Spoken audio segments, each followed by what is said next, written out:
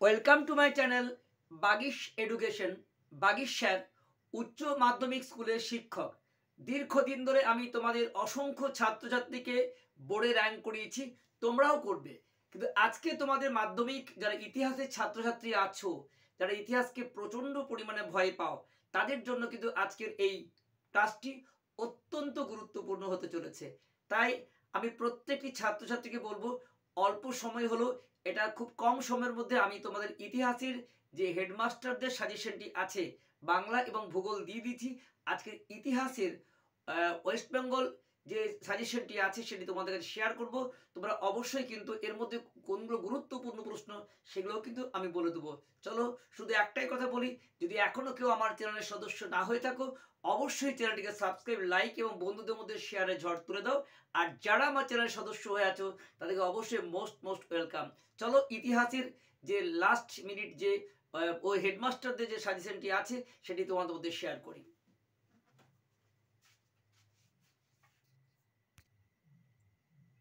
প্রিয় ছাত্রছাত্রীরা, মাধ্যমিক ইতিহাসের যারা পরীক্ষার্থী তাদের জন্য বলছি, West Bengal headmaster association WBHA অর্থাৎ হেডমাস্টার মশাই সংগঠনরা যে সাজেশনটি তৈরি করেছেন, আজকে তোমাদের কাছে আমি এটি শেয়ার করছি।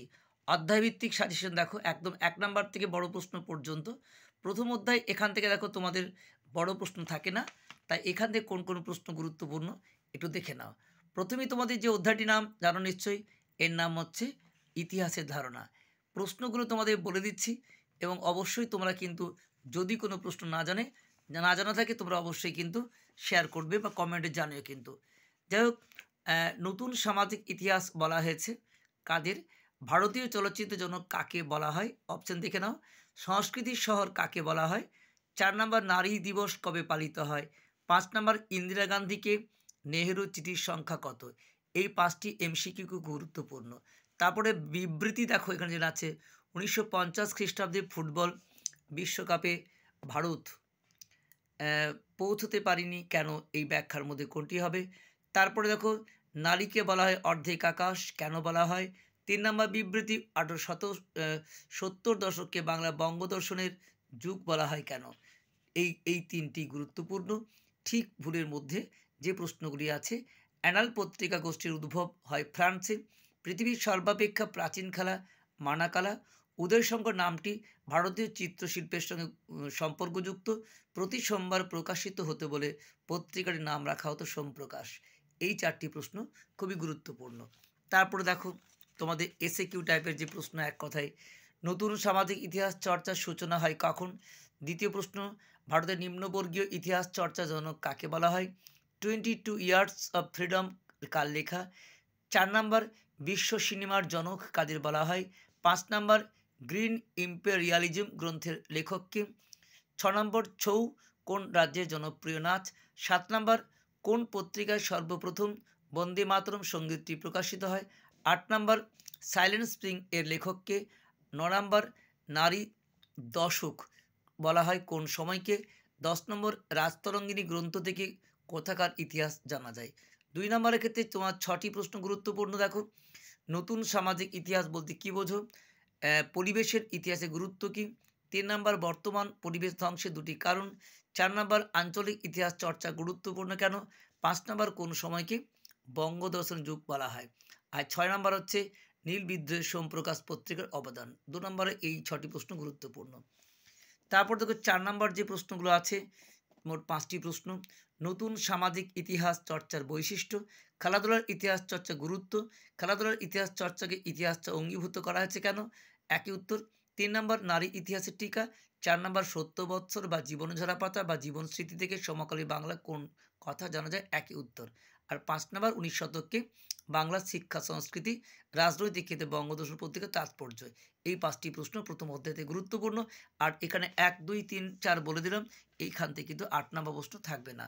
তাই চলে এসো, বড় প্রশ্ন থাকছে না প্রথম অধ্যায় থেকে, প্রথম আর শেষ থেকে। দ্বিতীয় অধ্যায় যেটি আছে সেটি 1 নম্বর MCQ, হিন্দু প্যাট্রিয়ট পত্রিকা প্রথম সম্পাদককে? ভারতে দ্বিতীয় প্রশ্ন, ভারতের পাশ্চাত্য শিক্ষা বিস্তারে বেমানান কোনটি এর মধ্যে হচ্ছে? তারপরে দেখো যেটি আছে তোমাদের কাছে 3 নম্বর প্রশ্ন, নীলদর্পণ নাটকের ইংরেজি অনুবাদ কে করেন? পরের প্রশ্ন হচ্ছে হিন্দু পুনর্বিবাহ আইন পাশ হয় কোন সালে? তারপরে প্রশ্ন হুতুম প্যাচার ছদ্মনাম কি? আর 6 নম্বর হচ্ছে কলকাতা মেডিকেল কলেজ তৈরির জন্য জমি কে দান করেছিলেন? বিবৃতির যে প্রশ্ন আছে 3টি গুরুত্বপূর্ণ। নাম্বার 1, যে ইংরেজ কোম্পানি নীলদর্পণ নাটকটি তার অভিনয় বন্ধ করে দেয় কেন? দ্বিতীয় প্রশ্ন, ইংরেজ কোম্পানি এদেশে ফোর্ট উইলিয়াম কলেজ স্থাপন করেছিল কেন? আর তৃতীয় প্রশ্ন হচ্ছে বিদ্যাসাগরকে নারী মুক্তি আন্দোলনের অগ্রদূত বলা হয় কেন? ঠিক ভুলের ক্ষেত্রে 4টি গুরুত্বপূর্ণ। 19 শতকে নারীদের পত্রিকা ছিল বামাবোধিনী, এটি গুরুত্বপূর্ণ। তিনি হরিনাথ মজুমদার, তিনি কারাগাং হরিনাথ। নব্য বৈষ্ণব ধর্মের প্রবক্তা লালন ফকির। আর 4 নম্বর, মহর্ষি উপাধি লাভ করেছেন দেবেন্দ্রনাথ। এই 4টি ঠিক ভুল। এক কথায় বা প্রশ্ন আছে, বাংলার বন্দিনী বামা মুক্তির যুগ বলা হয় কাকে? দ্বিতীয় প্রশ্ন দেখো, সমাজ সংস্কার আন্দোলনে বিদ্যাসাগরের অবদান বা শিক্ষা বিস্তারে কি উদ্যোগ নেন? শিক্ষা বিস্তারে পাশ্চাত্য বিতর্ক কি? উচ্চ শিক্ষা বিস্তারে কলকাতা বিশ্ববিদ্যালয় বিতর্ক, এটা খুব ইম্পর্টেন্ট, 2017 এসেছিল, তোমাদের বছরে ইম্পর্টেন্ট। নব্যবঙ্গ আন্দোলনের প্রতি কী বোঝো? এই আন্দোলনে হেনরি লুই ভিভিয়ান ডিরোজের অবদান। এই 4টি প্রশ্ন দ্বিতীয় অধ্যায় থেকে গুরুত্বপূর্ণ। তৃতীয় অধ্যায় থেকে দেখো যেটা আছে প্রতিরোধ আন্দোলন, এইখান থেকে এমসিকিউ। দামিনী কুহু কথার অর্থ, মুন্ডা বিদ্রোহ শুরু হয়েছিল কোন সালে? ভবানী পাঠক যে কোন বিদ্রোহের সঙ্গে যুক্ত? বাংলা নানা সাহেব নামে পরিচিত কে? নীল বিদ্রোহের সময় বড়লাট কে ছিলেন? 6 নম্বর, হিন্দুস্থানের যাযাবর পেশাদারের উপদ্রব দস্যুতা ডাকাতি বলা হয় কাকে? ব্যাস, এই ছটি প্রশ্ন গুরুত্বপূর্ণ। বিবৃতি দেখো, বিবৃতি থেকে যে কটি প্রশ্ন গুরুত্ব, নাম্বার 1 হচ্ছে বিরসা মুন্ডাকে ধরতি আব্বা বলা হতো কোন ব্যাখ্যা হিসেবে? এর মধ্যে 2 নম্বর বিবৃতি, 19 শতকের শেষ দিকে ভারতের নীল চাষ বন্ধ হয় কেন? আর 3 নম্বর বিবৃতি দেখো, যেটি এই নীলদর্পণ লিখিত হয় আঙ্গেল টমাস কেবিন উপন্যাসের অনুকরণে কোন ব্যাখ্যা এর মধ্যে হবে? এই 3টি বিবৃতি ইম্পর্টেন্ট। ঠিক ভুল থেকে 3টি গুরুত্বপূর্ণ দেখো, দুর্জন সিং চুয়াড় বিদ্রোহের নেতা। আচ্ছা, সাঁওতাল আন্দোলনের স্লোগান ছিল চল চল ভাগনাদিহি, দার উল ইসলাম বলা হয় বিধর্মীদের দেশ। এই সমস্ত উত্তর কোথায় পাওয়া যাবে আমি কিন্তু শেষে বলে দেবো, তাই তোমরা কিন্তু স্ক্রিপ্ট না করে পুরোটা ভালো করে দেখো। তারপর দেখো এসে কিউ, প্রথম ঔপনিবেশিক অরণ্যায়ন চালু হয় কোন খ্রিস্টাব্দে? তোমরা শেষে বলে দেবো কোথায় উত্তর তোমাদের আছে। মেদিনীপুরের লক্ষ্মীবাই কাকে বলা হয়? জগন্নাথ সিং কে ছিলেন? ওয়াবি ফরাজি কথার অর্থ কী? হেদায়তী নামে কারা পরিচিত? কোন যুদ্ধে তিতুমিরের মৃত্যু হয়? নীল বিদ্রোহের সময় বাংলা ছোটলাট কে ছিলেন? বাংলা ওয়ার্ড টাইলার কাকে বলা হয়? এই 8টি প্রশ্ন গুরুত্বপূর্ণ এই অধ্যায় থেকে। 2 নম্বর প্রশ্ন যেটা গুরুত্বপূর্ণ দেখো, ব্রিটিশরা কেন অরণ্য আইন প্রবর্তন করে? বাঁশের কেল্লা কি? তারিকি মোহাম্মদে কি? তিনকাঠি প্রথা কি? খুদকাঠি প্রথা কি? সন্ন্যাসী ফকির বিদ্রোহ ব্যর্থ হয় কেন? কেনারাম বেচারাম কি? দুদু মিয়া স্মরণে কেন? মুন্ডা বিদ্রোহের লক্ষ্য কী ছিল? নীল বিদ্রোহে হরিশ্চন্দ্র মুখার্জির খ্রিস্টান মিশনের ভূমিকা। 4 নম্বরের ক্ষেত্রে দেখো 6টি প্রশ্ন উত্তর। কোল বা চুয়াড় বিদ্রোহের কারণ, সাঁওতাল বিদ্রোহের প্রকৃতি বা চরিত্র, সন্ন্যাসী ফকির বিদ্রোহের কারণ ব্যর্থতা, ফরাজি আন্দোলনের বৈশিষ্ট্য, সাঁওতাল বিদ্রোহের বৈশিষ্ট্য, নীল বিদ্রোহের শিক্ষিত মধ্যবিত্ত সমাজের ভূমিকা। আর 4 নম্বরের ক্ষেত্রে সাঁওতাল বিদ্রোহের কারণ ফলাফল, মুন্ডা ও নীল বিদ্রোহের পটভূমিকার কারণ এবং তাৎপর্য, 5+3, বাংলা ওয়াহাবি বা ফরাজি বিদ্রোহের পরিচয় এবং ব্যর্থতার কারণ 5+3। এগুলো কিন্তু খুবই গুরুত্বপূর্ণ। তারপরে দেখো চতুর্থ অধ্যায় 4 নম্বর অধ্যায় চলে আসছি, যে এখান থেকে এমসিকিউ। মহারানীর ঘোষণাপত্র অনুযায়ী ভারতের রাজপ্রতিনিধি হিসেবে নিযুক্ত কে ছিলেন? ভারতসভা প্রতিষ্ঠিত কোন সালে? ঐতিহাসিক আরজি এর মতে ভারতীয় জাতীয়তাবাদের জনককে? ভারতমাতা চিত্রটি কে এঁকেছিলেন? প্রথম ভারত সচিব কে ছিলেন? 6 নম্বর, বন্দেমাতরম সঙ্গীতটি কোন গ্রন্থের অন্তর্গত? এই 6টি এমসিকিউ গুরুত্বপূর্ণ। বিবৃতি দেখো, নাম্বার 1, সিপাহী বিদ্রোহ অনেকে ভারতের জাতি বিদ্রোহ বলে মনে করেন না, এর ব্যাখ্যা কী হবে? দ্বিতীয় বিবৃতি, সিপাহী বিদ্রোহের পর ভারতে কোম্পানি শাসন অবসান হয়, এর ব্যাখ্যা কী হবে? আর 3 নম্বর, গগনেন্দ্রনাথ ঠাকুর তার ব্যঙ্গচিত্রগুলিতে বাঙালি বাবুদের সমালোচনা করেছেন, এর ব্যাখ্যা কী হবে? তারপরে তোমাদের চলে এসো যে বাংলার তোমাদের ভাষায় প্রকাশিত প্রথম মাসিক পত্রিকা, না এটা তোমাদের হয়ে গেল কোন অধ্যায় যেন, না এখানে আছে, ঠিক বলবো, সিপাহী বিদ্রোহে যোগদানকারী একজন মহিলা নেত্রীর নাম দুর্গাবতী। দ্বিতীয় প্রশ্ন, সিপাহী বিদ্রোহের প্রথম শহীদ ছিল মঙ্গল পাণ্ডে। তৃতীয় প্রশ্ন, ফাইট মুনশেপ নামে কে পরিচিত ছিলেন? প্যারিমোহন বন্দ্যোপাধ্যায়। 4 নম্বর, ভারতমাতা চিত্রটির পূর্ব নাম কী ছিল? এই 4টি ঠিক বলে গুরুত্বপূর্ণ। 1 নম্বর এসিকিউ এই অধ্যায় থেকে ইম্পর্টেন্ট। তাঁতিয়া তোপি কে ছিলেন? ভারতের কোন বিদ্রোহকে টেলিগ্রাফ ওয়ার বলা হয়? ভারতের সিপাহী বিদ্রোহে মুঘল সম্রাট কে ছিলেন? ভারতের প্রথম ভাইসরয় কে ছিলেন? কত খ্রিস্টাব্দে ইন্ডিয়ান লীগ প্রতিষ্ঠিত হয়? এ ন্যাশন ইন মেকিং গ্রন্থের লেখককে? ভারতমাতা চিত্রটি কখন অঙ্কিত হয়? রাষ্ট্রগুরু বা বাংলার মুকুটহীন রাজা কাকে বলা হয়? ২ নম্বর প্রশ্ন, লক্ষ্মীবাঈ স্মরণে কেন? ভারতসভা গঠনের উদ্দেশ্য ও গুরুত্ব। ইলবার্ট বিল কি? এই বিলের প্রতিক্রিয়া। বর্তমান ভারত গ্রন্থ কীভাবে জাতীয়তাবাদী ভাবধারাকে উদ্দীপ্ত করেছিল বলে তোমার মনে হয়? আর গগনেন্দ্রনাথ ঠাকুর কীভাবে ঔপনিবেশিক সমাজের সমালোচনা করেছেন? এগুলো গুরুত্বপূর্ণ। আর তোমাদের ৪ নাম্বার যে প্রশ্ন আছে তার মধ্যে টিকা হিসেবে মহারানীর ঘোষণাপত্র, ভারতসভা, মহারানী ভিক্টোরিয়ার ঘোষণাপত্র, এই ৩টি ইম্পর্টেন্ট। এছাড়া তোমাদের টিকা ছাড়াও বর্তমান ভারত গ্রন্থে স্বামী বিবেকানন্দের জাতীয়তাবাদী মনোভাব বা নবভারত গঠনের স্বপ্ন কীভাবে ফুটে উঠেছে? ৩ নম্বর প্রশ্ন হচ্ছে আনন্দমঠ উপন্যাস কীভাবে জাতীয়তাবাদী চেতনা বিস্তার করেছিল? এই ৩টি গুরুত্বপূর্ণ। আর টিকা ইম্পর্টেন্ট ৪ নম্বর হচ্ছে ভারতমাতা চিত্র। ৮ নম্বর এখান থেকে ২টি প্রশ্ন গুরুত্বপূর্ণ, একটি আসবেই। একটি মহাবিদ্রোহের প্রকৃতি চরিত্র কী ছিল? সংক্ষেপে আলোচনা করো। এই বিদ্রোহে কি একটি সামন্ততান্ত্রিক বিদ্রোহ ছিল? আর অথবা লেখায় রেখায় জাতীয়তা বিকাশ, এই দুটোর মধ্যে একটা খুব গুরুত্বপূর্ণ, স্টার দিয়ে রাখো। পঞ্চম অধ্যায় থেকে তোমাদের যেগুলো প্রশ্নগুলো ইম্পর্টেন্ট এমসিকিউ, ভারতে কারা ছাপাখানা প্রচলন করেন? প্রথম প্রশ্ন পঞ্চম অধ্যায়ের। তারপরে দেখো এই অপশনের মধ্যে কী হবে? বাংলা ভাষায় প্রকাশিত প্রথম মাসিক পত্রিকা কোনটি? বাংলা সাপ্তাহিক পত্রিকা কোনটি? ৪ নম্বর ইউয়ান রাইট সন্স ভূমিকা নিয়েছিল কী প্রসারে? ৫ নম্বর হিমালয়ের উচ্চতা প্রথম মেপেছিলেন কে? ৬ নম্বর মার্কিউরাস নাইট্রেট অক্সাইডের আবিষ্কারক কে? ৭ নম্বর অব্যক্ত গ্রন্থের লেখক কে? বিবৃতি অধ্যায় থেকে দেখো নাম্বার ১ বাংলা ক্যাস্টন বলা হয় চার্লস উইলকিন্সকে।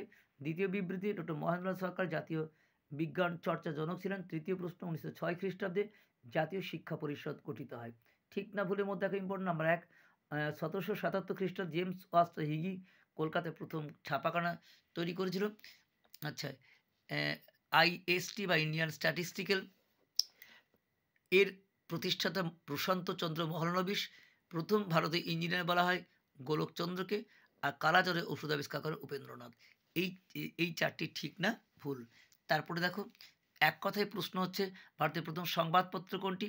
বা ইংরেজি ভাষায় ভারতে প্রকাশিত বা ভারতে ইংরেজি ভাষায় প্রকাশিত প্রথম সংবাদপত্রের নাম কি?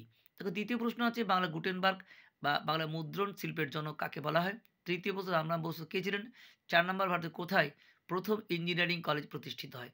৫ নম্বর হিস্ট্রি অব দ্য কেমিস্ট্রি গ্রন্থের রচয়িতা কে? ৬ নম্বর বাংলা বিশ্বকর্মা কে ছিলেন? ৭ নম্বর কে কবে বিশ্বভারতী প্রতিষ্ঠা করেন? ৭ নম্বর ভারতবর্ষীয় বিজ্ঞান সভাকে কবে প্রতিষ্ঠা করেছিল এবং জাতীয় বিজ্ঞান চর্চা জনক কে? ২ নম্বর প্রশ্ন গুরুত্বপূর্ণ দেখো ভারতের মুদ্রণ শিল্পের ইতিহাসে বটতলা প্রেস বা সরস্বতী প্রেস বা শ্রীরামপুর মেসের অবদান। দ্বিতীয় প্রশ্ন পঞ্চানন কর্মকার উইলিয়াম ক্যারি কী কারণে স্মরণীয়? তৃতীয় প্রশ্ন চার্লস উইলকিন্স ক্যারি, গঙ্গা কিশোর ভট্টাচার্য, রাধানাথ সিকদার, গোলকনাথচন্দ্র নন্দী এবং কী কারণে স্মরণীয়? একই উত্তর।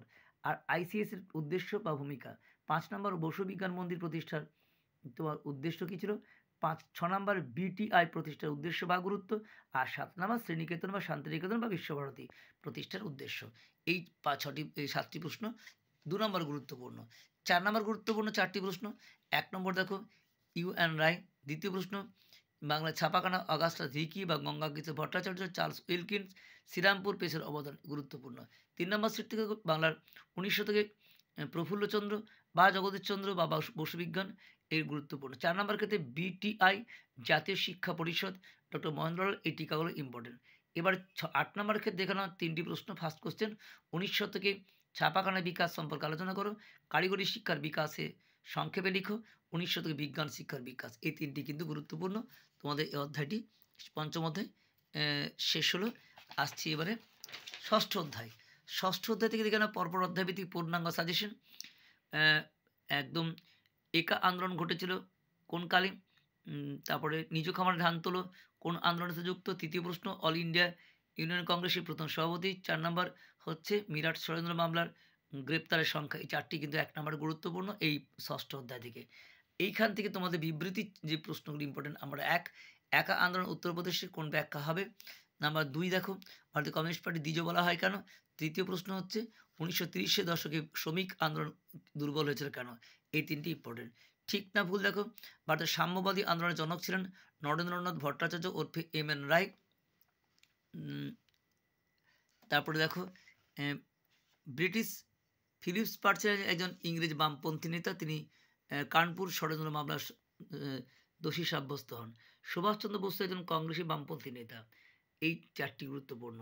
আচ্ছা, তারপরে এসিকিউ এক কথায় all India trade union Congress বা এআইটিইউসি কবে কোথায় গঠিত হয়? কে কবে ভারতে মে দিবস পালন করে? কে সর্দার উপাধি ভূষিত হয়? ভারতে কোন ষড়যন্ত্র মামলাকে বলা হয় জুডিশিয়াল স্ক্যান্ডাল? বাংলার প্রতিষ্ঠিত প্রথম ট্রেড ইউনিয়নটির নাম? কবে কোথায় কার সভাপতিত্বে ভারতীয় কমিউনিস্ট পার্টি প্রতিষ্ঠিত হয়? উৎকল মণি বা সেডি বঙ্গাল উপাধি কাকে দেওয়া হয়? এই 7টি প্রশ্ন গুরুত্বপূর্ণ। তারপর দেখো 2 নম্বর কৃষক আন্দোলনের মাঝারিপাশী বা বাবা রামচন্দ্র একা আন্দোলন কেন হয়েছিল? এই কপিল রাজ বা উজাল রাজ কারা? এআইটিইউসির প্রতিষ্ঠা উদ্দেশ্য কী ছিল? ওয়ার্কস অ্যান্ড প্রেজেন্ট পার্টির উদ্দেশ্য কী ছিল? গান্ধীজি কেন ডান্ডি অভিযান করেছিলেন? ত্রিপুরী সংকট বলতে কী বোঝো? তারপর দেখো তোমার 4 নম্বর ক্ষেত্রে একা আন্দোলন, সারা ভারত কিষাণ সভা, ওয়ার্কস অ্যান্ড প্রেজেন্ট পার্টি টিকা, মিরাট ষড়যন্ত্র মামলা, 5 নম্বর কংগ্রেস সমাজতন্ত্রী দল, আর 6 নম্বর ভারতের ট্রেড ইউনিয়ন শ্রমিক আন্দোলন গড়ে ওঠার কারণ। এই 6টি গুরুত্বপূর্ণ। এইখানে 8 নম্বর প্রশ্ন দেখো, ফার্স্ট কোশ্চেন 20 শতকে ভারতে কৃষক আন্দোলন অথবা প্রথম বিশ্বযুদ্ধের পর ভারতে কৃষক আন্দোলনের পরিচয় এবং এ প্রসঙ্গে কংগ্রেস বামপন্থী ভূমিকা কী ছিল? নম্বর ভাগ 5+3। দ্বিতীয় প্রশ্ন হচ্ছে প্রথম বিশ্বযুদ্ধের পর ভারতের বামপন্থী শ্রমিক আন্দোলন বা ট্রেড ইউনিয়ন আন্দোলন অথবা 1914 থেকে 34 পর্যন্ত ভারতের শ্রমিক আন্দোলনের পরিচয় এবং এই আন্দোলনকে দুর্বল করার জন্য ব্রিটিশরা কী ভূমিকা নিয়েছিল? 5+3। এই দুটি প্রশ্নের মধ্যে পরীক্ষা কিন্তু একটি আসবেই। আচ্ছা, তারপরে দেখো 20 আরেকটি প্রশ্ন ইম্পর্টেন্ট, সেটি 20 শতকের ভারতে উপনিবেশ বিরোধী আন্দোলনে বামপন্থীদের ভূমিকা। 7ম অধ্যায় দেখো এমসিকিউ, ইউরোপিয়ান ক্লাব আক্রমণ কে করেন? কারেঙ্গি এ মলেঙ্গের স্লোগানটি ভারতে ব্রিটিশ বিরোধী কোন বিরোধী আন্দোলনে যুক্ত? অনুশীলন সমিতির প্রতিষ্ঠাতা কে? 4 নম্বর ভারতের রশিদ আলী দিবস কবে পালিত হয়? 5 নম্বর পুনা চুক্তি কবে স্বাক্ষরিত হয়? আর 6 নম্বর হরিজন আন্দোলনের প্রথম ব্যবহার কে করেন? এই 5টি প্রশ্ন কিন্তু 7ম অধ্যায় থেকে গুরুত্বপূর্ণ। আর তারপরেই দেখো বিবৃতি আছে। বিবৃতি 1, বঙ্গ বিভাজনে বিরোধিতা করে রবীন্দ্রনাথ রাখি বন্ধন উৎসব পালন করেন, কোন ব্যাখ্যা হবে এর মধ্যে? 2 নম্বর দেখো ব্রিটিশ সরকার 1905 খ্রিস্টাব্দে কার্লাইল সার্কুলার জারি করে কেন, কোন ব্যাখ্যা হবে এর উত্তর? আর 3 নম্বর বিবৃতি দক্ষিণ ভারতে বিদ্যাসাগর বলা হয় বিরসা লিঙ্গমকে কোন যুক্তিতে? এই অপশনগুলির মধ্যে কোনটি হবে? ঠিক না ভুল দেখো 4টি আছে। একে হচ্ছে বঙ্গভঙ্গের প্রস্তাব রদ হয় 1911 খ্রিস্টাব্দে। যাদবপুর বিশ্ববিদ্যালয়ের ছাত্ররা গোলদিঘির গোলামখানা বলে বিদ্রুপ করত কেন? ভারতে ভাইকম সত্যাগ্রহের জনক কে ছিলেন? নারায়ণ গুরু। আর 1932 খ্রিস্টাব্দে সাম্প্রদায়িক বাঁটোয়ারা নীতি ঘোষিত হলে আম্বেদকর আমরণ অনশন বসেন। সমস্ত অবজেক্টিভ উত্তর কিন্তু আছে, তোমরা স্কিপ না করে দেখো, শেষে উত্তর সব আমি কিন্তু দিয়ে দিচ্ছি। কে মিলন বা কোথায় পাওয়া যায় বলে দিচ্ছি। কে মিলন মন্দির প্রতিষ্ঠা করেন? রাষ্ট্রীয় স্ত্রী সংঘের প্রতিষ্ঠাতাকে? আজাদিন বাহিনীর ব্রিগেড সেনাধ্যক্ষ কে ছিলেন? ভারতে কোন ব্রিটিশ বিরোধী আন্দোলনকে যুবকদের আন্দোলন বলা হয়? কোন বিপ্লবী মাস্টারদা নামে পরিচিত? কবে ভগৎ সিংয়ের ফাঁসি হয়? আর 2 নম্বর প্রশ্ন দেখো, এগুলো যেগুলো আছে, 1 নম্বর হচ্ছে অ্যান্টি সার্কুলার সোসাইটি বা অ্যান্টি সার্কুলার সোসাইটি কেন প্রতিষ্ঠিত হয়? 2 নম্বর কোন শিক্ষা প্রতিষ্ঠানে কেন গোলদি গোলামখানা বলা হয়? লীলানাথ কেন স্মরণীয়? তিনি দীপালির সঙ্গে গড়ে তোলেন কেন? প্রীতিলতা স্মরণীয় কেন? বীণা দাস, কল্পনা দত্ত, ক্ষুদিরাম, সূর্য সেন, ভগৎ সিং এগুলি কেন স্মরণীয়? অলিন্দ যুদ্ধ কী? সাম্প্রতিক বাঁটোয়ারা নীতি কী? পুনা চুক্তির তাৎপর্য? নমশূদ্র কারা? দলিত কাদের বলা হয়? এই কথারই ব্যবহার। 4 নম্বরের ক্ষেত্রে দেখো যেগুলি আছে, বঙ্গভঙ্গ বা ভারত ছাড়ো আন্দোলনে ছাত্র সমাজের অবদান, বঙ্গভঙ্গ বিরোধী আন্দোলনে বাইনমন্য বা ভারত ছাড়ো যে কোনো আন্দোলন নারী সমাজ, 20 শতকে নারী আন্দোলনের বৈশিষ্ট্য এবং সীমাবদ্ধতা, 4 নম্বর সূর্য সেন বা প্রীতিলতা, মাতঙ্গিনী হাজরা, এগুলো কিন্তু গুরুত্বপূর্ণ। তারপর দেখো চলে আসছে একদম বড় প্রশ্ন, এখান থেকে কী হবে যেটা তোমাদের ফার্স্ট কোশ্চেন এই অধ্যায় থেকে, সশস্ত্র বিপ্লবী আন্দোলন নারী। সেকেন্ড কোশ্চেন 1930 শতকে বাংলার সশস্ত্র বিপ্লবী আন্দোলনের পরিচয়, 20 শতকে জাতীয় আন্দোলনে ছাত্র সমাজের অবদান, ভারতের দলিত রাজনীতি বা দলিত আন্দোলনের কারণ এবং এ প্রসঙ্গে আম্বেদকর ও গান্ধীর দ্বন্দ্ব 3+5। এই 4টি এখান থেকে 7ম অধ্যায়ের বড় প্রশ্ন গুরুত্বপূর্ণ। 8ম অধ্যায়ে বড় প্রশ্ন আসবে না, শুধু 1, 2, 3, 4, 1, 2, 4। 1 নম্বরে এমসিকিউ দেখো, দেশীয় রাজ্য ছিল না, এর মধ্যে কোনটি হবে? কাশ্মীর ভারত ভক্তির স্বাক্ষর করে 1947 কবে হবে? 71 ডায়েরি কোন ধরনের গ্রন্থ? রাজ্য পুনর্গঠন কমিটি তৈরি করা হয় কবে? 1956 খ্রিস্টাব্দের পর ভারত সরকার ভাষার ভিত্তিতে কোন কটি রাজ্য গঠন করে? এই কটি ইম্পর্টেন্ট। বিবৃতি ক্ষেত্রে কয়েকটি দেখো, নাম্বার 1, 1947 26 অক্টোবর কাশ্মীর ভারত ভক্তি দিবসে স্বাক্ষর করে, কোন ব্যাখ্যা হবে? ব্যাখ্যা 2 দেখো যেটি আছে, এই বিবৃতি 2 দেখো এখানে আছে যে 1950 খ্রিস্টাব্দে নেহেরু লিয়াকত চুক্তি স্বাক্ষর ছিল, কোন ব্যাখ্যা হবে? তাহলে তারপরে দেখো বিবৃতি 3, এই 3টির মধ্যে একটি আসা খুব সম্ভাব্য। 1953 খ্রিস্টাব্দে 1953 খ্রিস্টাব্দে পৃথক অঙ্গরাজ্য গঠনের সরকার বাধ্য হয়েছিল। হ্যাঁ, আর এই ব্যাখ্যার মধ্যে কোনটি হবে? ঠিক ভুলের ক্ষেত্রে দেখো 4টি আছে। নাম্বার 1, ভারত যখন স্বাধীন হয় তখন ব্রিটেনের প্রধানমন্ত্রী রামসে ম্যাকডোনাল্ড। দ্বিতীয় প্রশ্ন, সর্দার বল্লভভাই প্যাটেল স্বাধীন ভারতের প্রথম স্বরাষ্ট্রমন্ত্রী। তৃতীয় প্রশ্ন, শেখ আবদুল্লাহ কাশ্মীরের রাজনৈতিক দল গঠন করেছিল। 4 নম্বর, 1948 খ্রিস্টে মুখার্জি কমিশন ভাষাভিত্তিক রাজ্য গঠন করেছিল। এসে কেউ দেখো 7টি আছে। 1 নম্বর, স্বাধীন ভারতের সংবিধান কবে কার্যকর হয়? দ্বিতীয় প্রশ্ন, স্বাধীনতার প্রাককালে ভারতের সবচেয়ে বড় দেশীয় রাজ্য কী ছিল? তৃতীয় প্রশ্ন, ভারতের স্বাধীন রাজ্য হয় তখন কাশ্মীর রাজা কে ছিলেন? এলওসির পুরো কথা। 5, রাজাকার কারা? ভারতের বিসমার্ক কাকে বলা হয়? বর্তমানে ভারতের সংবিধান স্বীকৃত ভাষার সংখ্যা। এই 7টি কিন্তু এখান থেকে শেষ অধ্যায় গুরুত্বপূর্ণ। আর 2 নম্বর প্রশ্নের অধ্যায় থেকে কী কী?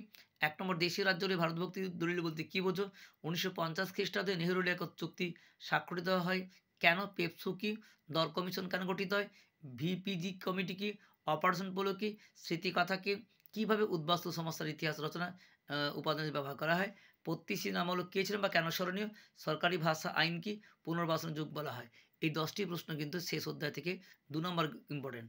আর লাস্ট 4 নম্বর দেখো 1 নম্বর আছে, ভারত সরকার কীভাবে দেশীয় রাজ্যগুলিকে ভারত যুক্ত করে? এই প্রসঙ্গে বল্লভভাই প্যাটেলের ভূমিকা, রাজ্য পুনর্গঠন কমিশন এবং কাশ্মীর, জুনাগড়, হায়দ্রাবাদ রাজ্যটি কী ভারতভুক্ত হয়েছিল।